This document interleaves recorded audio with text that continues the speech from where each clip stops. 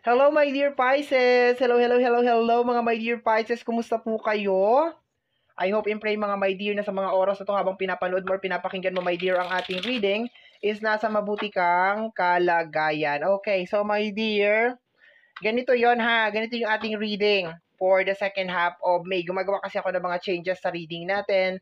Medyo tinitingnan ko yung mga area kung saan ako magiging happy pagdating sa reading. And isa to sa reading na gusto kong subukan talaga matagal na, pero medyo natatakot ako. So tingnan natin, my dear, okay? So ganun pa rin. 4 set pa rin tayo, pero this time, hindi na siya 8. Okay? Isa-isang card na lang siya, my dear. Okay? So, 4 na card to, my dear. Pag hindi ko maintindihan or wala akong makuha na message, that's the time na i-clarify ko siya. Okay? So, kung kinakailangan na lang siyang i-clarify, and this time, my dear, sasabihin ko, my dear Pisces, kung para saan yung card na yon. Okay ba tayo? Okay. So, tingnan natin, mga my dear Pisces. Excuse me po, medyo makati ang aking lalamunan. My dear Pisces, second half of May, 16 hanggang sa katapusan. Kumusta kayo, mga my dear? Salamat po ulit sa mga walang sawang nag-aabang, sa mga walang sawang sumusuporta dito sa ating channel, sa ating reading. Thank you, mga my dear. Maraming salamat po. Let's go tayo. This time, meron tayong mga reverse na card, my dear, ha? Meron tayong mga reverse na card.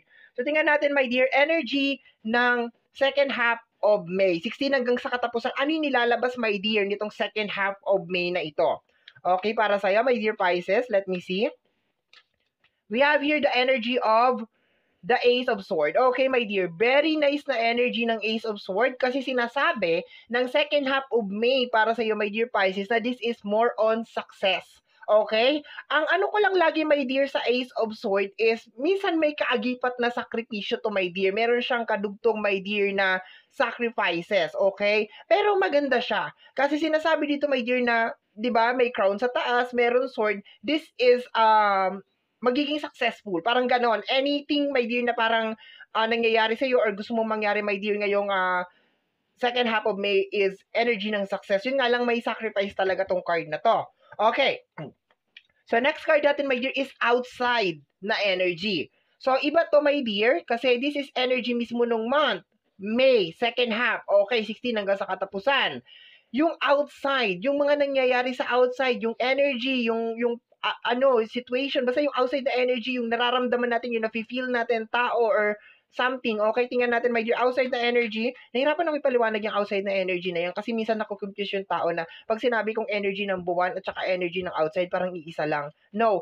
Kasi ganito yun, my dear. Pag sinabi, my dear, ng second half of May, my dear, na ito yung mangyayari, the Ace of Swords, hindi yun sakop ng outside. 'Di ba? Hindi yun sakop. Ba, may papaliwanag ko. Okay. Punta muna tayo sa outside. Okay, tingnan mo, ha. Outside energy to, the King of Pentacles. Okay. Sa energy ng King of Pentacles, posibleng merong King of Pentacles na energy ng Taurus, Virgo, and Capricorn. Okay, kasi outside, ayan, ang posibleng tumulong sa'yo. Okay? So, maganda to, stable energy to, my dear. Ito ay nagre-release din, my dear, ng harmony sa usapin ng financial kasi King of Pentacles to. So, there's a tendency, my dear, na meron mga situation na parang maglalakad ka, makakapulot ka ng pera, yung mga ganon. Or meron mga tao, my dear, na tutulungan ka sa problema mo, sa pinagdadaanan mo. Kaya sinasabi, my dear, dito, my dear, na this is a perfect perfect combination, my dear Pisces, kasi sinasabi ng second half of May over here na may success, sure success para sa iyo, my dear.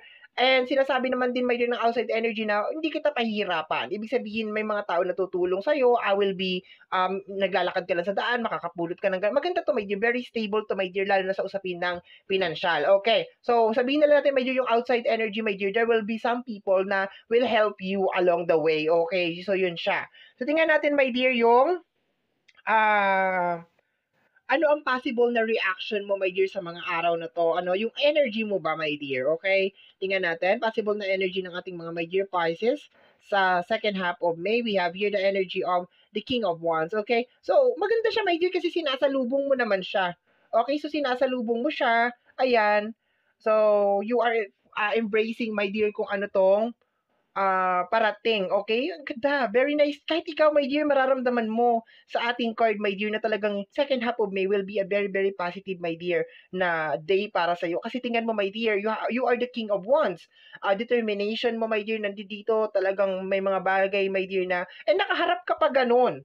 So, ibig sabihin parang, yes, I'm ready for this. Parang sinasabi mo dito, yes, I'm ready for this. I am ready to have this blessing, kung ano man tong blessing na ito. And I am also ready, my dear, to commit yung mga sacrifices na sinasabi, my dear, ng month na to. Napakaganda, my dear, ng energy, my dear, na nilalabas ng iyong card. Okay? So, tingnan natin, my dear, spiritual advice. Spiritual advice para sa ating mga, my dear, Pisces. We have here the energy of the Four of Pentacles. Okay. So, sinasabi lang dito, my dear, kasi naka-reverse to, sinasabi dito na don't look at, clarify ko siya. Medyo na-confuse ako ng very, very light. The Ace of Pentacles. Okay. So, sinasabi dito, my dear, spiritual advice for you na don't be so negative, lalo na kung sa usapin ng financial, my dear. Don't be so negative. If just in case, my dear, nakakaranas ka ng mga problema ngayon sa usapin ng financial, o sa situation mo, my dear, problema sa mga tao, negative energy, so on and so forth, you are blessed. Actually, itong reading natin is resonated talaga siya, my dear, sa usapin ng pera. Pero kung meron sa inyo, my dear, na nanonood na may kinalaman sa usapin ng love or relationship, okay, this is also a very positive na energy. Doon muna tayo, my dear, mag-focus, my dear, sa usapin ng money, okay? Doon muna tayo sa usapin ng money, career, okay? So, maganda to, my dear, for you. Okay, this is a very, very nice, my dear, na energy, my dear, sa usapin ng money. Kasi sinasabi, my dear, that there is something na parating para sa'yo, okay? Parang there is also people, my dear, na gustong tumulong or willing na tumulong sa'yo, my dear. Very swerte din, my dear, ang second half of May para sa'yo, my dear, Pisces. Okay? Kung sa relationship naman, my dear, okay, if you are actually single, and you are looking for a relationship, sa energy ng Ace of Pentacles, may resonate ko na may parating na relationship for you.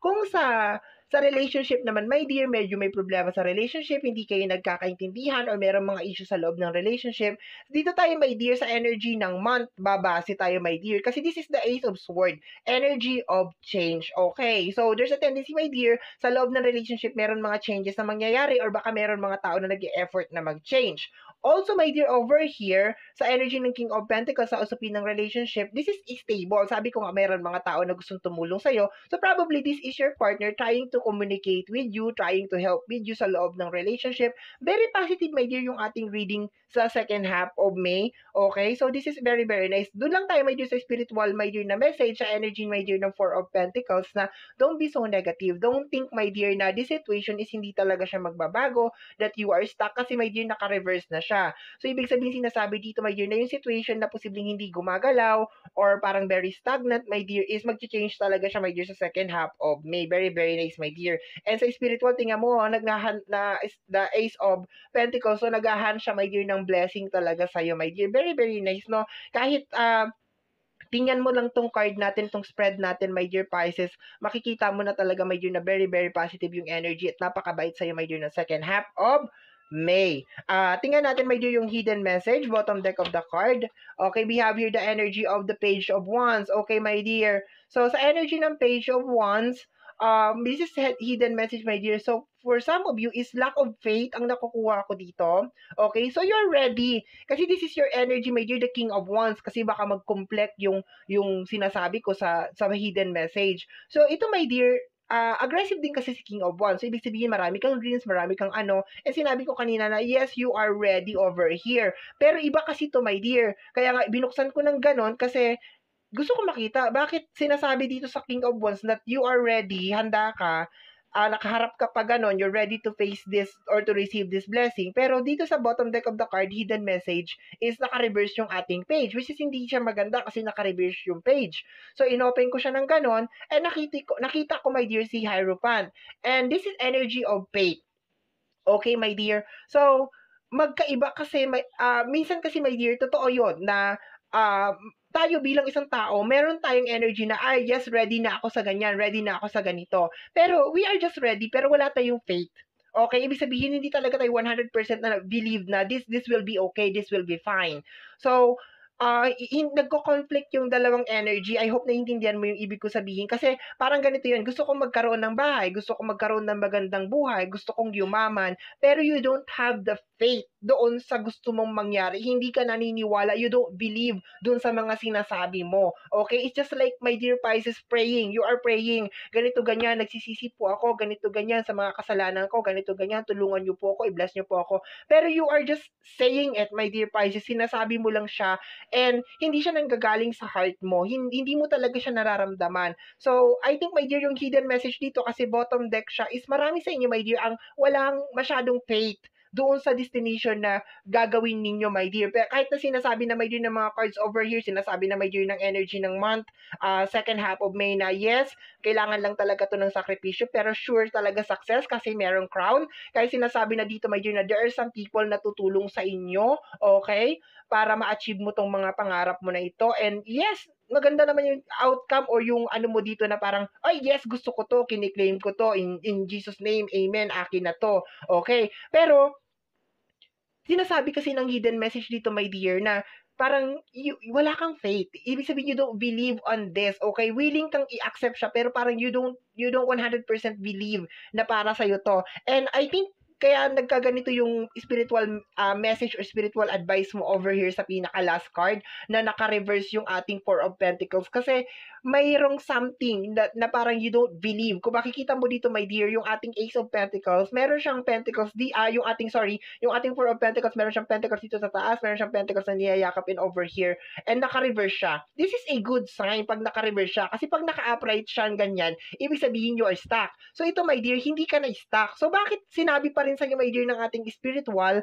advice or spiritual message, my dear, sa pinaka-last card and the Ace of Pentacles over here, na it will change, okay? Remember, this is spiritual, yung last. And sinasabi ng bottom deck natin over here that you are lacking spiritual, okay? Sorry, nakaganyan pala yan. That you are lacking spiritual connection. So, ibig sabihin, maniwala ka daw sa kanya, my dear, have faith sa kanya, kasi hindi yan mag-work, my dear Pisces, ng, ay, gusto ko lang to, gagawin ko to, willing, kung wala kang faith. You need to have faith, my dear, sa lahat ng ginagawa mo. I hope, my dear, na naiintindihan mo yung ating reading, and I hope, my dear, na nakatulong or merong naging impact sa'yo yung ating reading, my dear, para sa yung second half of May. Okay? So, mga my dear Pisces, yan ang reading mo para sa yung second half of May. Somehow, mga my dear, kung nagustuhan mo to, especially kung napadaan ka lang, don't forget to subscribe. Pag-click, my dear Pisces, ang notification bell para ma-update ka sa aking mga upload. Kung napapanood mo to, my dear, sa ating YouTube channel. At kung napapanood mo naman, my dear, sa ating Facebook page, don't hesitate, mga my dear, na mag-like and mag-follow, my dear, sa ating Facebook page. Ang hirap magpa-grow, my dear, ng followers, my dear, sa ating Facebook. So, kung makakapag-follow ka, my dear, very, very much appreciated po. Maraming salamat po. Ganon din, my dear, sa ating TikTok. Sa TikTok naman, my dear, kaya ako pinopromote kasi minsan nagla-live ako dyan, free live reading, kasi wala tayong private reading as of this moment. So, malay mo, matsyempohan mo ako na nagla-live reading or nagpi-pre-reading medyo sa TikTok. So, at least, di ba, maka-avail ka nung free. Okay? So, yun lang. Pinapaliwanag ko lang ng very, very slight. Okay, so mga my dear Pisces, always remember na free to like, free to share, free to comment sa lahat ng ating mga videos. Once again, my name is RJ, also known as Apo J. Maraming salamat po, and until next time, bye-bye! Thank you, mga my dear!